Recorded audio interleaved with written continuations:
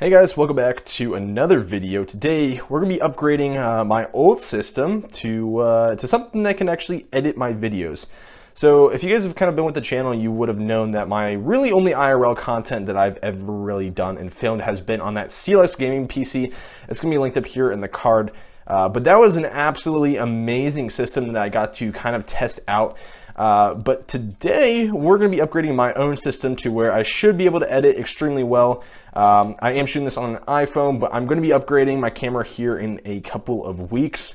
Probably do a much better one because the quality here doesn't get to be that well, especially afterwards when I'm throwing it through here. So we'll hopefully get something a little bit better quality. But yeah, this is my early Christmas present to myself, and I hope you guys enjoyed the video. And if you guys do, make sure to leave a like and comment or share this or subscribe or do whatever. Really helps the channel out, and I hopefully will be able to do more content like this in the future. All right, so for our graphics card here today, we have an AMD Asus TUF Gaming graphics card. This is a 6800 card.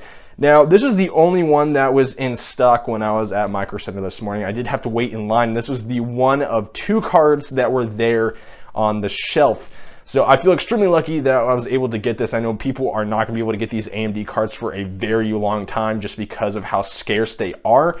So I'm extremely happy that I was able to get this thing, and it just barely fits into this system. Like it's just about the length, and it does fit in there.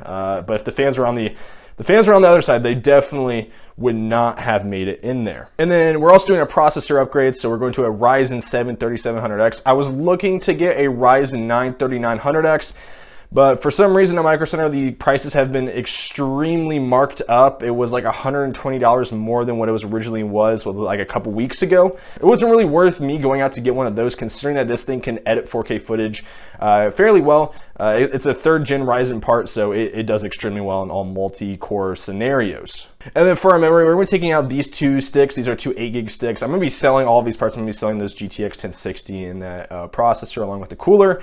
I'm going to be selling all those old parts. I'm going to be throwing in, these are both 16 gig sticks at CL16. They were only 3200 megahertz kits because I couldn't get the 3600. They didn't have them in stock at the store that day, which really sucks. But the guy assured me that I can overclock these things extremely well. He said that he's had a lot of luck with these things. So I'm going to take him for his word at that. Hopefully the motherboard will be able to overclock these things, hopefully to 3600 megahertz. Though I really wouldn't be that upset if they can only get up to 3400 megahertz.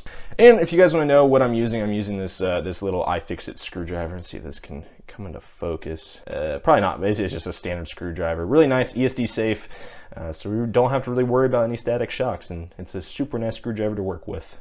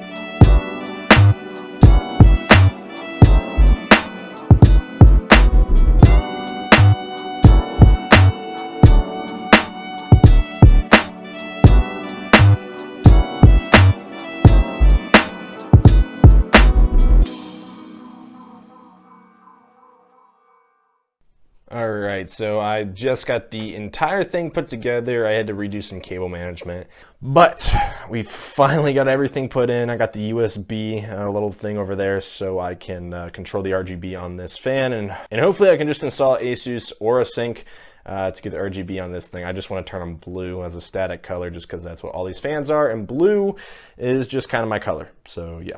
And guys, for the moment of truth, we'll hit the on button here.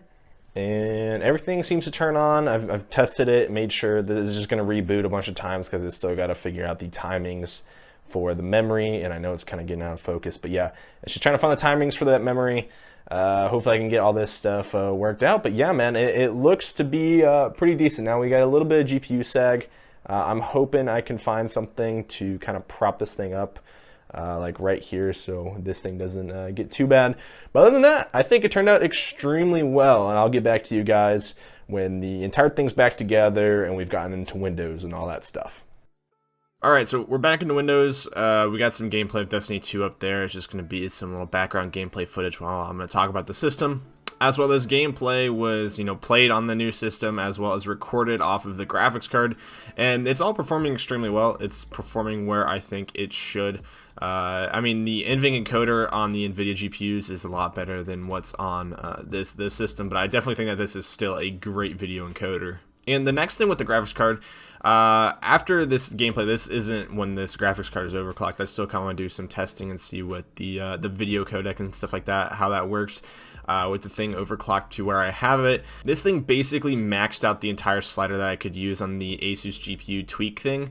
And I maxed out the amount of power it can consume. I just used the default fan curve for it, and the thing performs extremely well. I think it goes up to like 2300 megahertz, which is a whole 100 megahertz boost over what I did. I know it definitely has room for more because I haven't had any sort of stability issues in any sort of game. I haven't had any crashings with that overclock. The most that I'm hitting in the temps department is around the 75 degree scenario, but that's usually when I'm playing games like Cyberpunk and Call of Duty, which are usually like more high fidelity games. But I'm playing games like Destiny 2, I'm only hitting like 60% GPU utilization, and we're pretty much fine with how everything's going. The CPU works great too. It is on air cooled, so it gets a little bit hotter, but I have been messing around with fan curves, and I feel like I have gotten it to a stable area. It's staying at around 40 degrees C on idle, which is still a little bit toasty, but I think it's more than fine. And then it doesn't get past 85 degrees C when I'm doing a all-core stress test load on it, which again,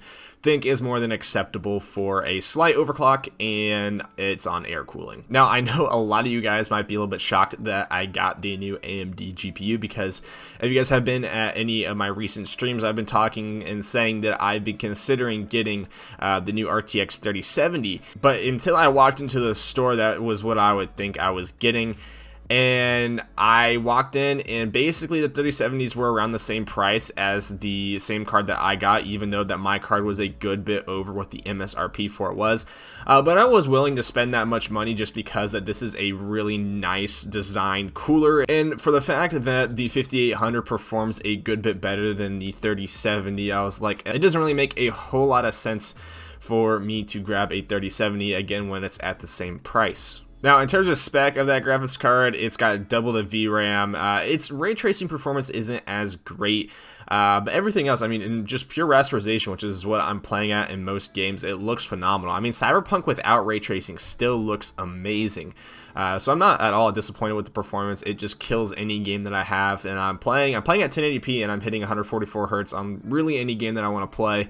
Cyberpunk, I'm hitting around like this 60 to 80 FPS range, which again is still really nice at 1080p max settings. Now, another reason why I bought this card was that it just has a lot more VRAM than anything else, especially in the Nvidia lineup. 16 gigs is a lot more than what a lot of people can get, and I'm more than happy with it. It does get pretty close to using 16 gigs when I'm editing like the normal 4K footage, which I edited for this video, but I still think that it works just fine. I'm not having any stutters. And so if any of you guys are looking to buy an AMD graphics card, I honestly think that they are really, really good value. And that kind of brings up my next thing, something that I've been thinking about here the past couple of days. There's a pretty big difference between this year's graphics cards, right? So Nvidia they release their cards that have arguably worse performance per dollar than what AMD has. But Nvidia technically has more feature sets, so Nvidia's ray tracing performance is a lot better than what AMD has. And for those of you who really care about ray tracing, maybe that's a big concern. As well, Nvidia has things like DLSS that are implemented, even though AMD is still working on Fidelity FX in a lot of different games. But then you also have the other side of this, where AMD, this is their first generation of where they're having their cards actually go mainstream. Like, people are actually wanting their cards to compete with Nvidia. The 6800 XT is basically a better card than the RTX 3080 if you just exclude all of those extra features like the ray tracing, the DLSS, and all of that stuff. And even if you were to include those features, I definitely think AMD, as time passes, is going to be a more mature platform than it is right now. Maybe not as good as Nvidia, because Nvidia does work very close with developers.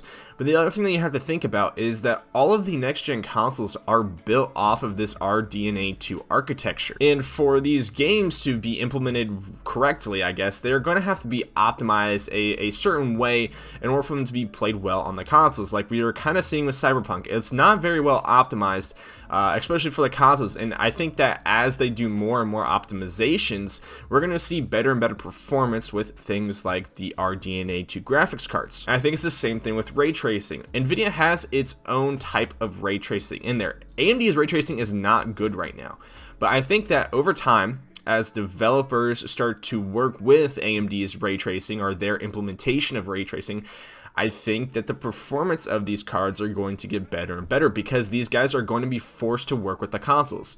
Whether you like it or not, these consoles are a huge proportion of the gaming community, and it wouldn't be right for a developer to only put things in the mind of a PC gamer when a huge chunk of their market are all gaming on very similar hardware. It's almost at the point where Nvidia is going to be the odd man out. Even though they do have a huge market space, especially in the PC area, they might have to actually coerce developers more than they already do in order to sit down and make their games more and more optimized for Nvidia graphics cards, whereas AMD, it's only going to come by default. And so that's kind of the main reason why I bought this graphics card. I mean, I could be completely wrong.